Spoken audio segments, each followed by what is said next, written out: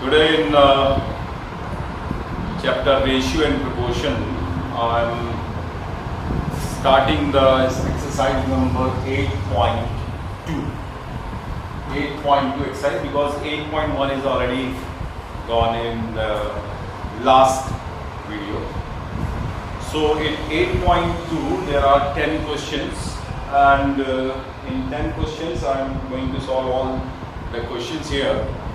Okay, and you have to learn the methods, whatever I am doing here. The first question is, find the ratio of there are 5 parts in this question. Book ले लीजिए आप लोग सब लोग. देखिए first question, find the ratio of. First is A, ₹40 to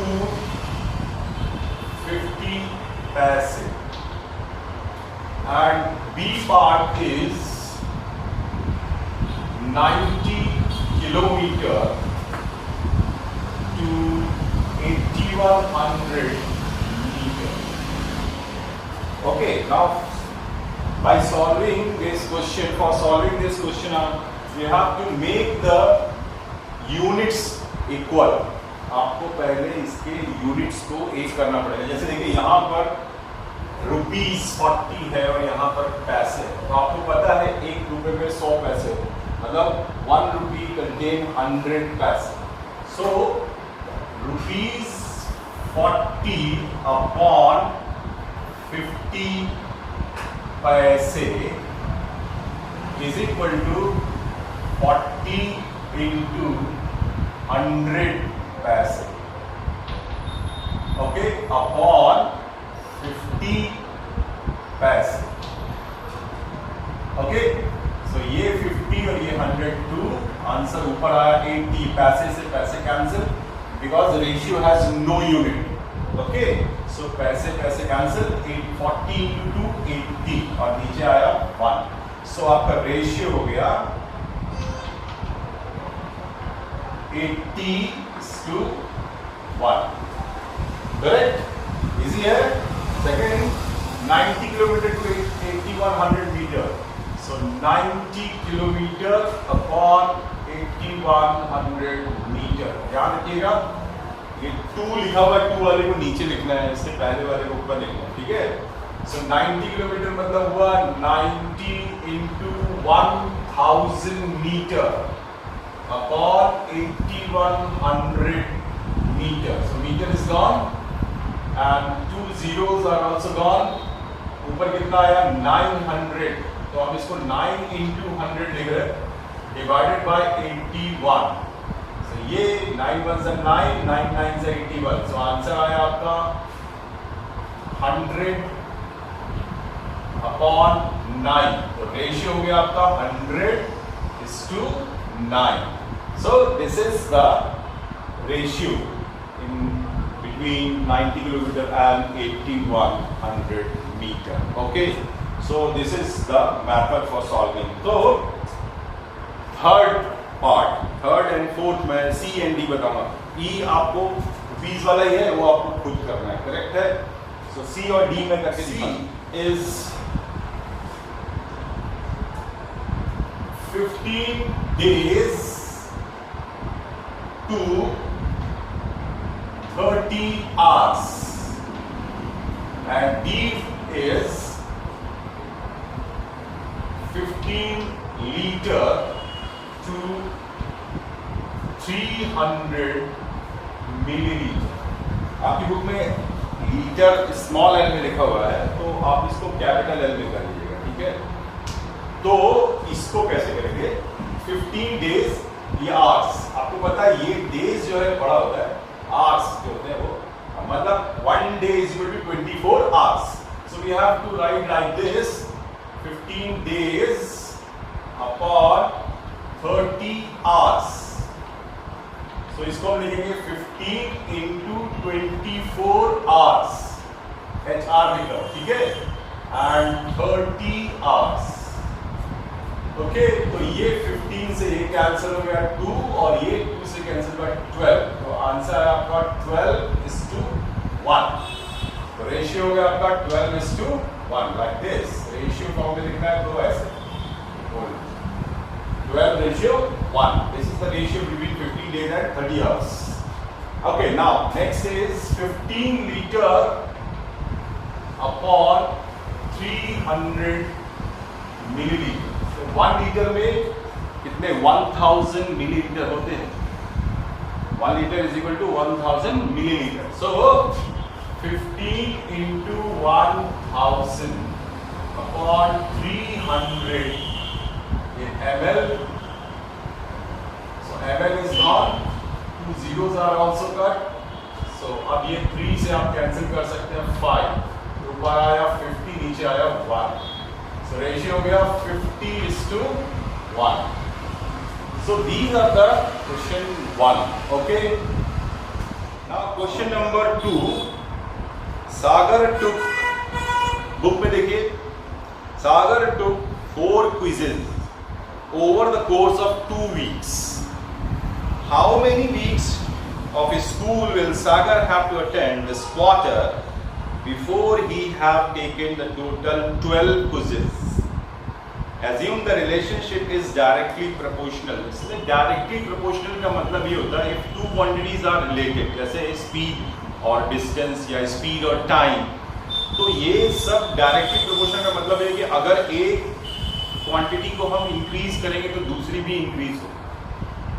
मतलब ये हुआ कि अगर आप स्पीड बढ़ाएंगे तो आप ज़्यादा डिस्टेंस तक जा पाएंगे, स्पीड कम करेंगे तो कम डिस्टेंस ट्रेवल करेंगे। तो जैसे अगर स्पीड को हमने बढ़ाया तो डिस्टेंस भी बढ़ गई, और ये और स्पीड को कम किया तो डिस्टेंस भी कम हो गई। ओके, सो ये कहलाता है डायरेक्टली प्रोपोर्शनल, कि डायरेक्ट प्रोपोर्शन में मतलब एक बढ़ेगा तो दूसरा भी बढ़ेगा और एक कम होगा तो दूसरा भी कम होगा, when the two things are related to each other. Okay, तो इसको करना है 4 क्विजेस करता है वो, जब वो अटेंड करता है 2 वीक्स, अपने 2 वीक की प्रिपरेशन करता है तो 4 क्विजेस में पार्टिसिपेट करता है। तो 12 क्विजेस में पार्टिसिपेट करने के लिए उसको कितनी प्रिपरेशन करनी पड़ेगी? Okay, so for question number 2, for 4 quizzes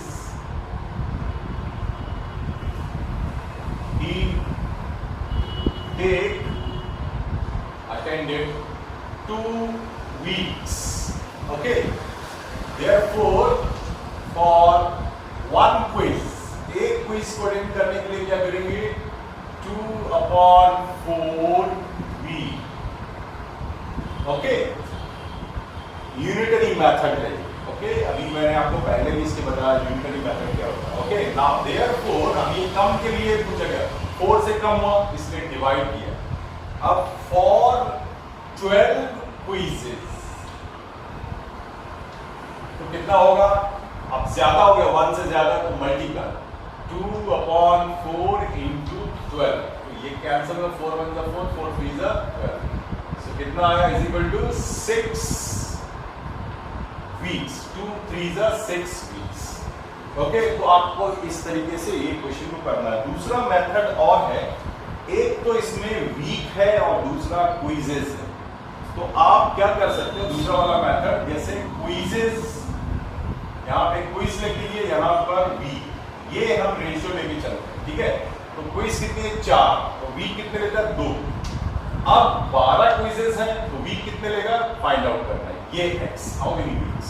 तो अब क्या करना है आपको? ये इधर मल्टीप्लाई करेंगे, कितना आएगा? 4x, इसका मल्टीप्लाई इधर करेंगे, कितना आएगा? 12 into 2, so x is equal to 12 into 2/4, ये कैंसिल हो गया, 4 3 तो आंसर आया 6 weeks.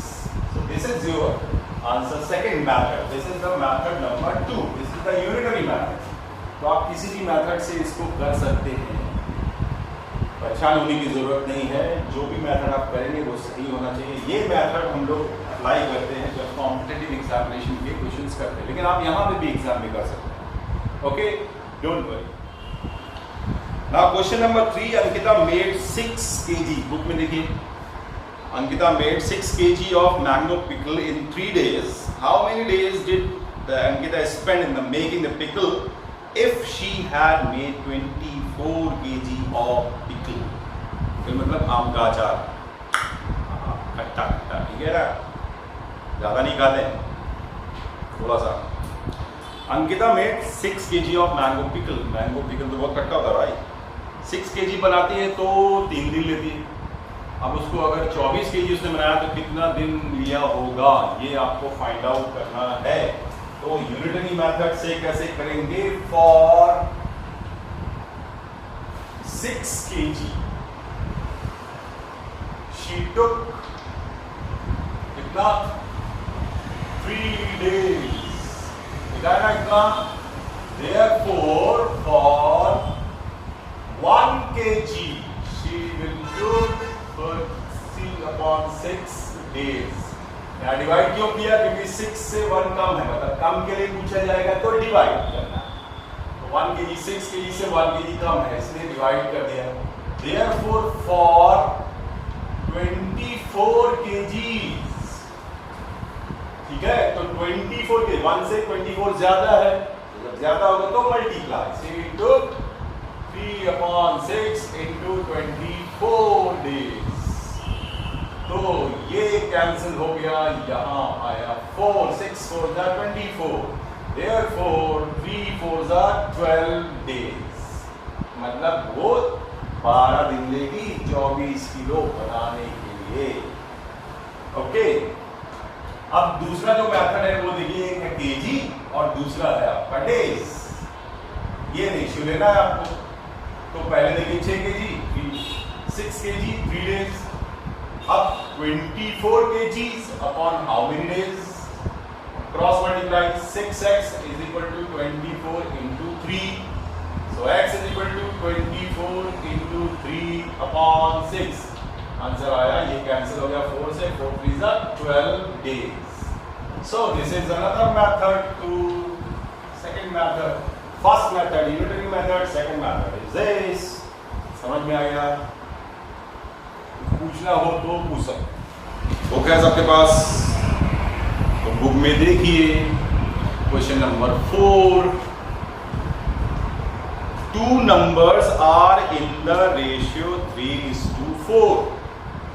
If the sum of numbers is 63, find the numbers। 2 numbers हैं जो 3:4 के रेशियो में दिए हैं, उनका सम 63 है, तो वो नंबर कौन से हैं ये पूछा गया है। तो यहाँ पर जब भी कभी ऐसे रेशियो दिया हो, फिर ऐसे नंबर क्वेश्चन, तो हमेशा x 3x एक नंबर हो जाएगा 3x, दूसरा नंबर हो जाएगा 4x। सो क्वेश्चन नंबर 4 में let the numbers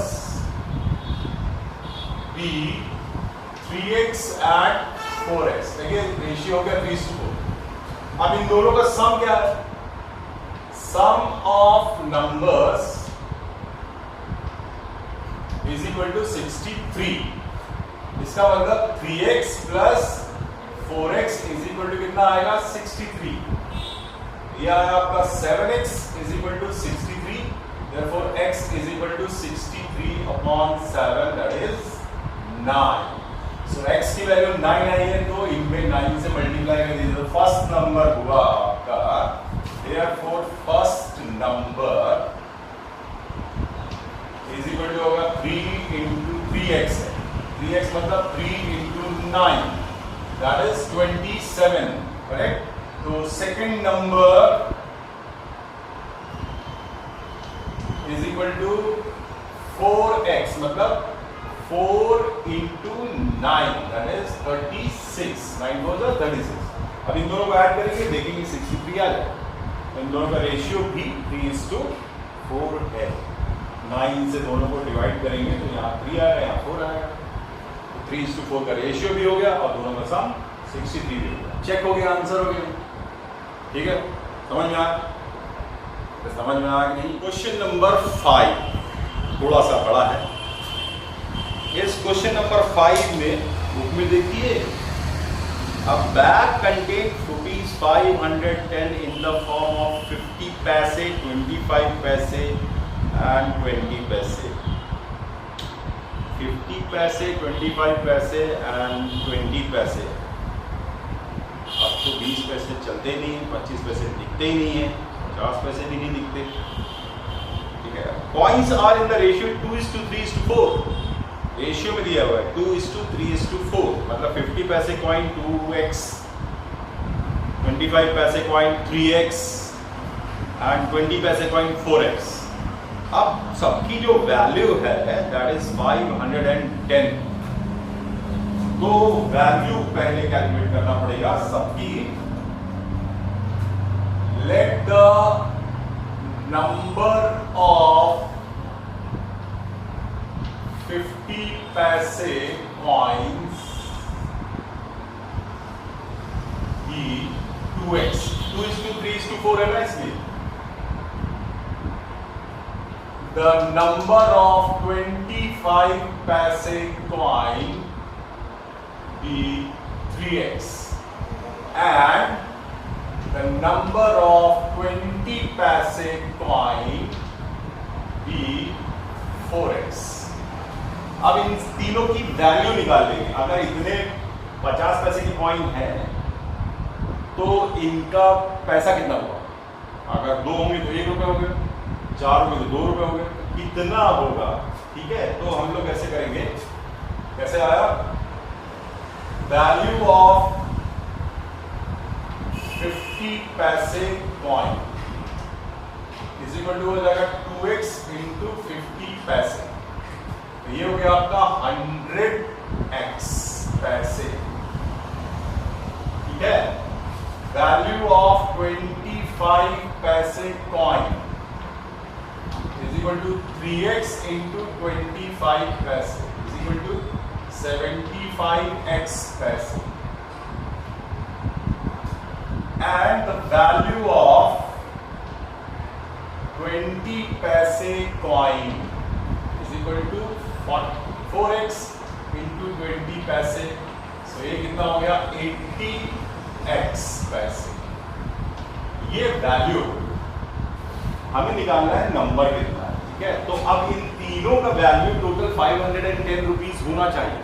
ये वैल्यू प्लस ये वैल्यू प्लस ये वैल्यू, तीनों का वैल्यू कितना होना चाहिए 510। Therefore 100x plus 75x plus 80x is equal to 510। क्या रुपीज में लिखेंगे? नहीं, क्योंकि इधर क्या है पैसे हैं और उधर रुपीज, गलत हो जाएगा ना, इसलिए उसको भी पैसे में कन्वर्ट करने के लिए हमें क्या करना पड़ेगा? 100 से मल्टीप्लाई करना पड़ेगा, क्योंकि 1 रुपीज इज इक्वल टू 100 पैसे, पैसे में कन्वर्ट हो गया। अब ये जब हम तीनों को जोड़ेंगे तो ये आएगा 255x is equal to 510 into 100। ये नीचे डिवाइड कर देंगे तो x इज इक्वल टू आएगा 510 इंटू 100 अपॉन 255, कैंसिल होगा तो आंसर आएगा 200, मतलब ये कैंसिल हो जाएगा 2 से, तो x इज इक्वल टू 100 हो गया ना 100, तो x की वैल्यू 100 यहाँ रखेंगे तो कितना हो जाएगा 200, इसमें रखेंगे x की वैल्यू तो हो जाएगा 300 और इसमें रखेंगे कितना हो जाएगा 400, मतलब 50 पैसे के 200 कॉइन्स होंगे, 25 पैसे के 300 कॉइन्स होंगे एंड 20 पैसे के 400 कॉइन्स होंगे, ठीक है। तो इस तरीके से आपका आंसर आ गया। मेरे ख्याल से आपको समझ में आ गया होगा ये question. So very good question, okay. So students, see in the book question number 6। The length of a ribbon was originally 30 centimeter. It was reduced in the ratio 5:3. What is its length now? मतलब कहने का ये हुआ कि पहले ribbon की जो original length थी वो 30 सेंटीमीटर थी, अब उसको 5:3 में कन्वर्ट कर दिया गया। 5 मतलब अगर 30 थी तो उसको 5 ले लिया, अब 3 कर देंगे अगर उसको तो कितना होगा, मतलब उसकी लेंथ को पहले मान लीजिए let the original length be 5x, let the original length be 5x, therefore 5x is equal to original length कितनी है 30, therefore x is equal to 30 upon 5, that is 6। अब जो न्यू लेंथ है मतलब reduced length, therefore reduced length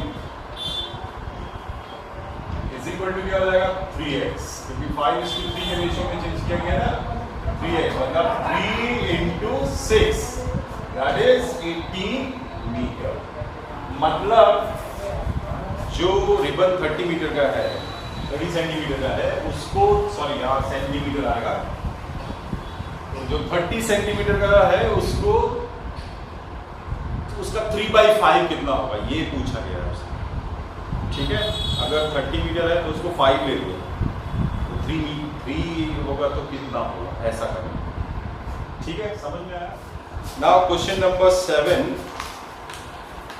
the first, second and the third term of the proportion are 42, 36 and 35 respectively. Find the fourth term. देखिए proportion के लिए मैंने आपको बताया था A, B, C, D are in proportion, then A upon B is equal to C upon D, ऐसा होता है ना, ये हम पहले बता चुके हैं आपको। तो आपको मैंने बताया भी था कि इसमें से कोई A को बोलते हैं फर्स्ट प्रोपोर्शनल, B को बोलते हैं सेकंड प्रोपोर्शनल, C को बोलते हैं थर्ड प्रोपोर्शनल और D को बोलते हैं फोर्थ प्रोपोर्शनल। तो प्रोपोर्शनल इसमें से कोई एक प्रोपोर्शनल नहीं दिया रहेगा, वही पूछा गया आपसे। फोर्थ प्रोपोर्शनल नहीं है, फर्स्ट सेकंड थर्ड दिए हुए हैं। ठीक है, तो इसके लिए लिखेंगे लेट द फोर्थ प्रोपोर्शनल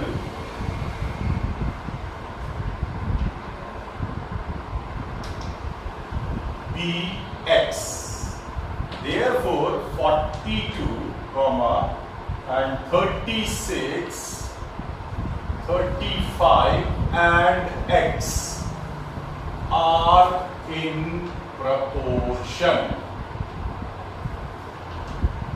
अब ये चारों proportion में है तो क्या होगा, 42 upon 36 must be equal to 35 upon x, A upon B is equal to C upon D।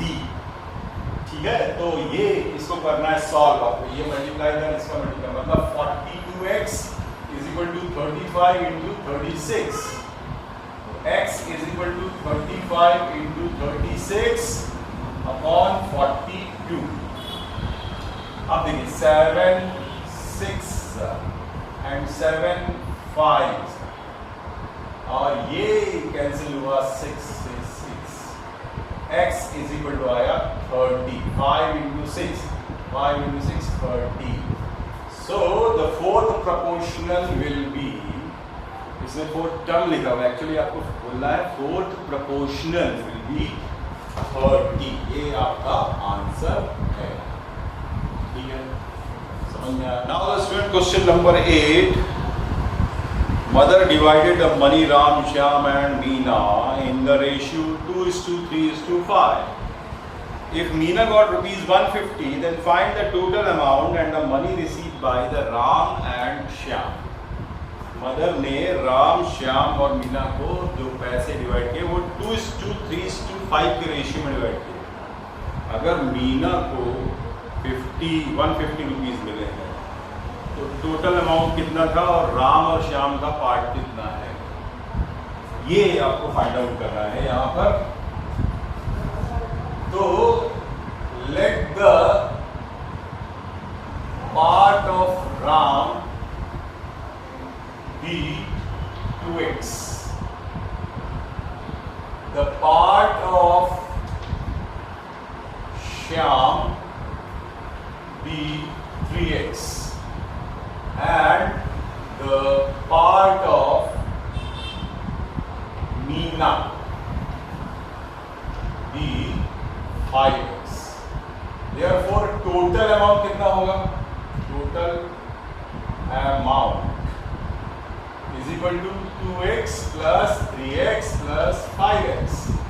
अब ये हो गया आपका टोटल, यहां कर देता हूं मैं 10x, करेक्ट है। अब मीनास पार्ट कितना है, ₹150। अब मीनास पार्ट यहाँ पे कितना है 5x, तो 5x is equal to 150, therefore x is equal to 150 upon 5, और ये कैंसिल करेंगे तो 330, x इज इक्वल टू 30 आ गया। Therefore total amount is equal to कितना, 10x, मतलब 10x का मतलब ये हुआ 10 इंटू 30, दैट इज रुपीज 300। ठीक है, अब देखिए इसको नीचे लिखना, नीचे कैमरे में आएगा नहीं ना, इसलिए मैं यहीं लिख देता हूँ। सो राम का पार्ट कितना हो गया, 2 into 30 is equal to 2x है ना, 2 इंटू 30 इजीली रुपीज 60 हो गया, और इसका हो गया 3 इंटू 30 मतलब रुपीज 90, यहाँ पे भी रुपीज लगा देना। तो ये राम का पार्ट हो गया 60, रुपीज 90 और 150, बहुत लकी है, इसको ज़्यादा वैसे नहीं। अब इनको जोड़ लिए, देखिए 60 और 90 हो गया 150, और 150 और 150 हो गया 300, देखिए टोटल अमाउंट 300 है। ठीक है, समझ में आ गया, चेक भी हो गया। So student, question number 9, the ratio of number of boys and girls in is 4:3. If there are 18 girls in the class, find the number of boys in the class and the total number of students in the class. मतलब एक class में boys और girls का ratio 4:5, मतलब boys 4 है तो girls 3, 4:5 का ratio. अगर 18 गर्ल्स है तो बॉयज कितने होंगे? ठीक है, तो ऐसे करेंगे, let the number of boys be 4x and the number of girls be 3x। अब नंबर ऑफ गर्ल्स कितना दिया हुआ है, number of girls is equal to कितना दिया, 18। अब यहां नंबर ऑफ गर्ल्स कितने हैं, 3x, मतलब ये हुआ 3x is equal to 18, therefore x is equal to 18 upon 3, that is 6। तो x की वैल्यू आ गई 6। तो नंबर ऑफ बॉयज ये कितने हैं, 4x, मतलब 4 into 6, that is 24, and number of girls is equal to 3x is equal to 3 into 6, मतलब 18। अब टोटल अगर आप ऐड करेंगे तो कितना आएगा टोटल नंबर, 8 और 4 2 1 42। इस क्लास में 42 स्टूडेंट्स हो गए। ठीक है, समझ में आ गया, number of girls, number of boys, total number of girls 18 है, 3x इज इक्वल टू 18 क्योंकि यहाँ 3x है। ठीक है, समझ में आया। Now student, ultimately last question, question number 10। What is the question number 10? Book में देखिए, find the third proportional of 16 and 20। मैंने आपसे कंटिन्यूड प्रोपोर्शन की बात की थी। कंटिन्यूड प्रोपोर्शन में केवल 3 ही टर्म्स होते हैं, first and second, then second and third, ऐसे करके रेशियो बनाना पड़ता है। a/b is equal to b/c, a b c है कंटिन्यूड प्रोपोर्शन में, तो a/b is equal to b/c होगा। तो यहाँ पर भी 2 टर्म दिए, बीच वाला आपसे थर्ड प्रोपोर्शनल पूछ रहा है, तो let the third proportional be x, therefore 16, 20 and x are in continued proportion। ठीक है, therefore a/b is equal to b/c, बीच वाले को 2 बार लिखना होता है।